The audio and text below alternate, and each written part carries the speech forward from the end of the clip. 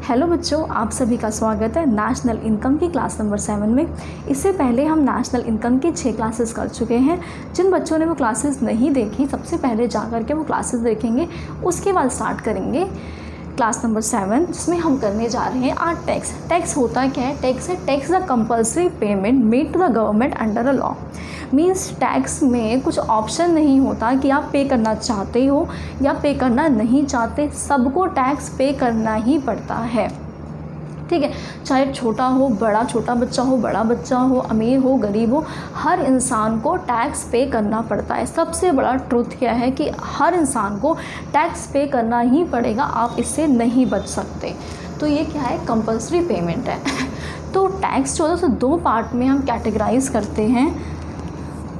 एक होता है डायरेक्ट टैक्स और दूसरा है इनडायरेक्ट टैक्स। तो आखिर होता है क्या है? एक है डायरेक्ट टैक्स और दूसरा है इनडायरेक्ट टैक्स। देखो, डायरेक्ट टैक्स उसे बोलते हैं जैसे बिजनेस मैंने किया, प्रॉफिट मैंने कमाया और टैक्स भी मैं ही पे कर रही हूँ, वो हो गया डायरेक्ट। बिजनेस मैंने किया, प्रॉफिट मैंने कमाया, लेकिन टैक्स आप पे कर रहे हैं, उसे क्या बोलते हैं? Indirect tax. अब बात आती है आप क्यों पे करोगे? प्रॉफिट किसी और ने कमाया और आप क्यों पे करोगे, लेकिन पे करना पड़ेगा, उसके लिए अब हम पढ़ते हैं। ठीक है, तो टैक्स, अगर डायरेक्ट टैक्स की बात, जिस पे चार्ज होता है और जो पे करता है, वो दोनों को दोनों सेम पर्सन होते हैं। और इनडायरेक्ट टैक्स के अंदर जिसके ऊपर चार्ज होता है और जो पे करता है, दोनों के दोनों डिफरेंट पर्सन होते हैं। मीन्स गवर्नमेंट ने मांगा किसी और से और दिया किसी और ने। मीन्स जिसका प्रॉफिट हुआ है वही टैक्स दे रहा है, जिसका प्रॉफिट हुआ है वो टैक्स नहीं दे रहा, कोई थर्ड पर्सन आकर के टैक्स दे रहा है। राइट, अब हम देखते हैं डायरेक्ट टैक्स जो होता है वो किसके ऊपर चार्ज करते हैं। डायरेक्ट टैक्स चार्ज होता है ऑन इंडिविजुअल, जो हमारी इनकम है इंडिविजुअल की, या कॉरपोरेट जो बिजनेस कंपनीज़ हैं उनको जो प्रॉफिट होता है उसके ऊपर डायरेक्ट टैक्स चार्ज होता है। राइट, इनडायरेक्ट टैक्स, आप जितने भी गुड्स एंड सर्विसेज परचेज करते हो, मीन्स जितने भी गुड्स एंड सर्विसेज आप लेते हो, गुड्स परचेज करते हो, उन सब पर आपको इनडायरेक्ट टैक्स पे करना पड़ता है। कोई ऑप्शन नहीं होता। जैसे आप डोमिनोज़ गए पिज़्ज़ा खाने, डोमिनोज़ बेचा डोमिनोज़ कंपनी ने, और जो प्रॉफिट हुआ वो भी डोमिनोज़ कंपनी को हुआ, लेकिन टैक्स किसको पे करना पड़ा? आपको पे करना पड़ा। आप वहाँ पे देखो, उस पर लिखा होगा GST, SGST, CGST, आपने इतना पे किया है। राइट, तो जो इनडायरेक्ट टैक्स है वो पे करना पड़ता है हमें ऑन गुड्स एंड सर्विसेज पे। राइट, तो जो डायरेक्ट टैक्स है वो इंडिविजुअल और कॉर्पोरेट्स को पे करना पड़ता है, और जो इनडायरेक्ट टैक्स है वो हमें जितनी भी गुड्स एंड सर्विसेज होती हैं उन पर पे करना पड़ता है, अगर हम गुड्स परचेज करते हैं या किसी सर्विसेज का यूज़ करते हैं। और जितने भी लोग होते हैं वो कुछ ना कुछ परचेज करते हैं, कुछ ना कुछ चीज़ें यूज़ करते हैं। ठीक है, तो हमारा हो गया डायरेक्ट इनडायरेक्ट। इसका एग्जाम्पल ले लेते हैं। इसमें आप ले लो इनकम टैक्स, और जो इनडायरेक्ट टैक्स है इसमें आपको पता है सारे इनडायरेक्ट टैक्सेस को हटा करके अब क्या आ गया? GST। तो आपको GST, goods and services tax ही पढ़ना है।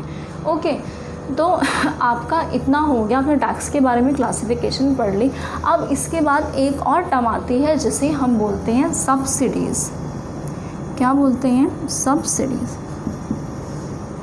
हाँ, एक बात और, जो आपका नेशनल इनकम चैप्टर है उसके अंदर डायरेक्ट टैक्स के बारे में कुछ नहीं पूछा जाएगा आपसे। अगर क्वेश्चन में डायरेक्ट टैक्स आता भी है तो आपको इग्नोर करना है। ठीक है, क्योंकि आप जो भी सामान खरीदने या बेचने की बात होगी तो आप सिर्फ इनडायरेक्ट टैक्स को ही इंक्लूड करेंगे। मीन्स इस टैक्स का यूज़ है इस चैप्टर के अंदर, इस टैक्स का कोई यूज़ नहीं है।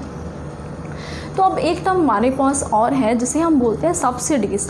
सब्सिडीज़ होती है हिंदी में इसे क्या बोलते हैं? छूट बोलते हैं। जैसे कि आपके घर में जो LPG सिलेंडर आता है, कितने लोगों को उस पर छूट मिलती है।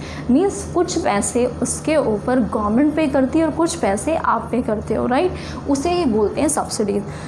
जैसे फार्मर्स ने बीज खरीदे, राइट, फार्मर्स ने क्या खरीदा, बीज खरीदे, तो गवर्नमेंट ने बोला आप ये बीज खरीदो, आप ये खाद खरीदो, सारी चीज़ें खरीदो, इसमें कुछ पैसे हम देंगे, कुछ पैसे आप पे करना, राइट।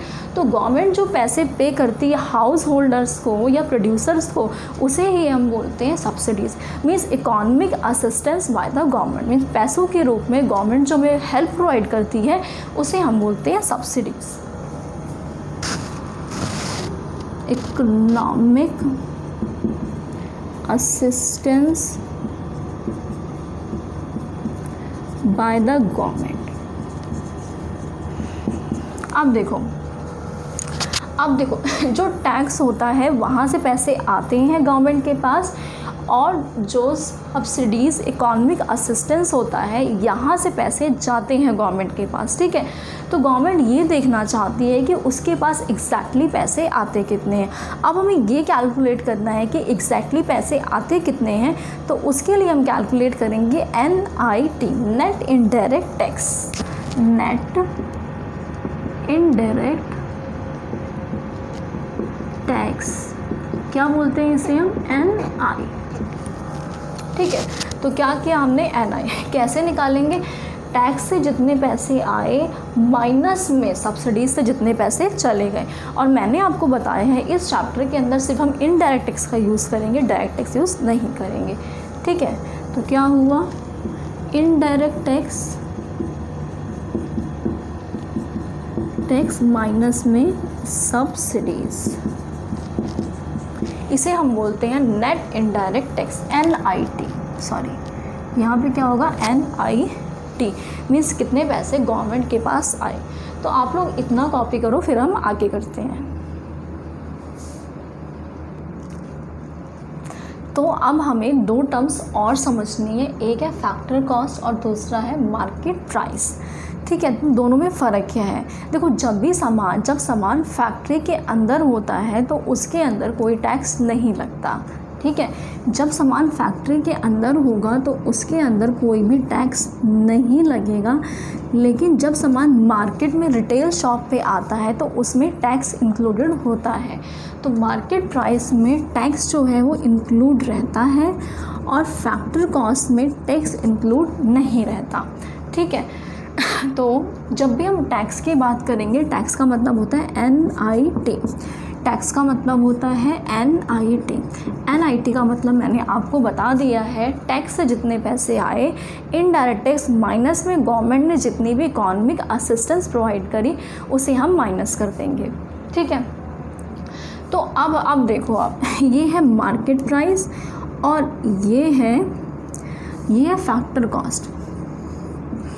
मार्केट प्राइस के अंदर टैक्स इंक्लूडेड होता है, मीन्स जब भी हम मार्केट प्राइस में जाएंगे तो हम टैक्स प्लस कर देंगे, और जब भी हम फैक्टर कॉस्ट में आएंगे तो हम टैक्स माइनस कर देंगे, क्योंकि फैक्ट्री कॉस्ट में टैक्स इंक्लूड नहीं होता। तो इसके अंदर हम क्या करेंगे, टैक्स हम माइनस कर देंगे, ठीक है। या तो आपको ये नहीं करना, तो जो देखो मार्केट प्राइस ऑब्वियसली बड़ा होगा, फैक्ट्री के अंदर जो कॉस्ट आएगी वो वो कम होगी, तो बड़े में जाने के लिए प्लस करेंगे, छोटे में जाने के लिए माइनस, जो भी आपको आसान लगे, ठीक है। तो एक और चीज़ मैंने आपको करवाई थी वो आज रिवाइज़ कर लेते हैं। एक मैंने आपको दो टर्म कराई थी, एक डोमेस्टिक और एक नेशनल, ठीक है। क्लास 1 में हमने ये किया था, जिन बच्चों ने नहीं देखा वो देख लें। एक टर्म होती है डोमेस्टिक और दूसरी टर्म होती है नेशनल। अगर हमें देखो डोमेस्टिक बड़ा है या नेशनल, ऑब्वियस सी बात है नेशनल के अंदर फॉरेन का भी आता है, तो नेशनल बड़ा टर्म है और डोमेस्टिक क्या है, एक छोटे टर्म है। जब भी हम बड़े की बात करेंगे, बड़े में जाएंगे तो हम क्या करेंगे, प्लस क्या होगा, NFIA, net factor income from abroad, means बाहर से कितने पैसे इंडिया आए और माइनस में इंडिया से कितने पैसे बाहर चले गए, इन दोनों का डिफरेंस यहाँ पे आता है, ठीक है। तो अगर हमें अब नेशनल, देखो यहाँ हमें क्या नेशनल में जाना है तो प्लस करेंगे, NFIA बड़े में जाना है, और अगर हमें डोमेस्टिक में जाना है, छोटे में जाना है, तो हम माइनस कर देंगे NFIA। देखो एक है डोमेस्टिक नेशनल, नेशनल में जाने के लिए प्लस करेंगे NFIA और डोमेस्टिक में जाने के लिए माइनस करेंगे NFIA। बड़े में जाने के लिए प्लस, छोटे में जाने के लिए माइनस, ये दोनों बड़े में जाने के लिए प्लस, छोटे में जाने के लिए माइनस। एक और जो मैंने कराया था gross investment and net investment, इसमें क्या है, बड़ा क्या है, ग्रॉस बड़ा है तो ग्रॉस में जाने के लिए प्लस डेप्रिसिएशन और स्मॉल नेट में जाने के लिए माइनस डेप्रिसिएशन। अब देखो जो भी मैं प्रैक्टिकल क्वेश्चन कराऊंगी वो आपके इन तीनों पे बेस्ड होंगे, ठीक है। तो आप ये कॉपी कर लो और आज के लिए इतना ही, और अगली क्लास से आपके प्रैक्टिकल क्वेश्चन स्टार्ट होंगे। तब तक के लिए थैंक यू।